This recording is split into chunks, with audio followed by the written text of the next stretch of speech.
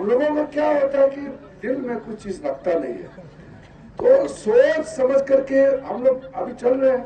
और मेरा तो जिम्मेदारी बड़ा होने के नाते एक एक शब्द नाप तोड़ के बोलते हैं, खास करके जब कोई ऑफिशियल कोई संवैधानिक कार्यक्रम होगा तब। तो ये जगह का खूबसूरती क्या है, यहाँ के लोग, आपके परंपरा, जो आपका नृत्य है, आपका कल्चर है, आपका जो नाच गान, आपके यहाँ के जो गुणपा, उसी के लिए आता है। आप बताइए, कोई आदमी यहाँ काजा लाहौल स्पीति आता है तो किस लिए आता है? तीन ही कारण होगा। एक तो बहुत सुंदर एकदम जैसा लगता है पहाड़ी वो चलाना है, गाड़ी बाइक चलाओ, गाड़ी चलाओ, एंजॉय करना।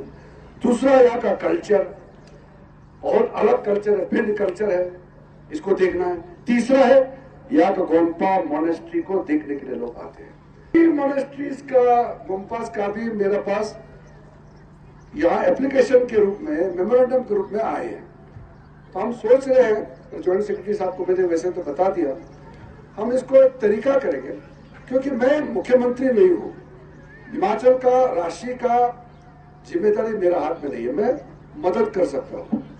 तो यहाँ राज्य सरकार से बातचीत करके एक कंपोजिट बुद्धिस्ट डेवलपमेंट प्लान के तहत यहाँ का जो प्रमुख मोनेस्ट्री गोम्पास है, उसका जो रेनोवेशन और कुछ चीज वहां नए चीज अगर व्यवस्था बनानी है, छोटा छोटा चीज अगर उसमें कंस्ट्रक्शन चाहिए, तो सारा को लेकर के मैं एक कंपोजिट आपके लिए प्लान करके सारा गोम्पा को टच करके हम मदद देने का हम व्यवस्था करेंगे। हमको साल भर लगेंगे सारा व्यवस्था कर देंगे। और जो बड़ा प्रोजेक्ट है बाकी, अभी एमएलए मैडम अनुराधा वो एक माइनॉरिटी कमीशन में वाइस चेयरमैन के रूप में काम कर रहे थे। तो क्योंकि मैं बौद्ध भी हूँ, मैं ट्राइबल भी हूँ, तो मेरे पास में आए, तो मेरे पास आकर उन्होंने बताया कि काफी केंद्र का ध्यान आकर्षण करने का आवश्यकता है।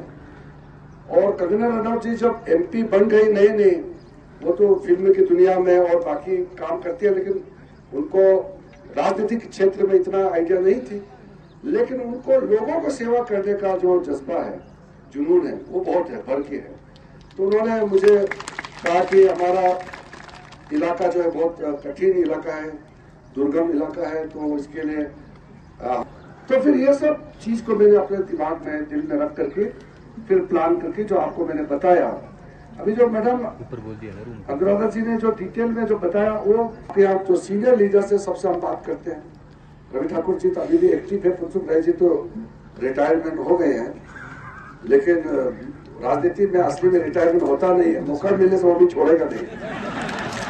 तो फिर भी उन्होंने खुद ही कहा कि 10 साल से तो मैं सक्रिय राजनीति में नहीं हूँ, तो बाकी तो एक्टिव है, सब जो भी एक्टिव है, रवि ठाकुर जी तो ही है, और एमएलए सही बात तो है। तो हम लोग बातचीत करके मेरे ओर से मदद तो हम जरूर करेंगे।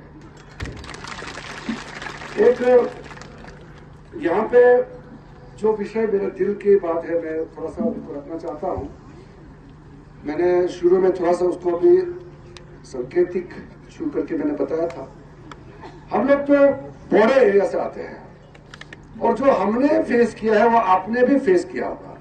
एक तो पहाड़ी है, तो फिर ज्यादा हमारा में नरेंद्र मोदी जी जब प्रधानमंत्री हुए तो हम भी साथ साथ उनके साथ एक ही दिन में मंत्रिमंडल में सम्मिलित करके शपथ लिया। तो कई चीज मैंने छानबीन करने लगा। तो हम लोग कहते हैं कि ये देश बुद्ध का देश है। बुद्ध भगवान ने पूरे इस देश में अपना जो अनुयायी के माध्यम से बौद्ध धर्म को फैलाया तो किया है, मगर देश विदेश में भी फैलाया है।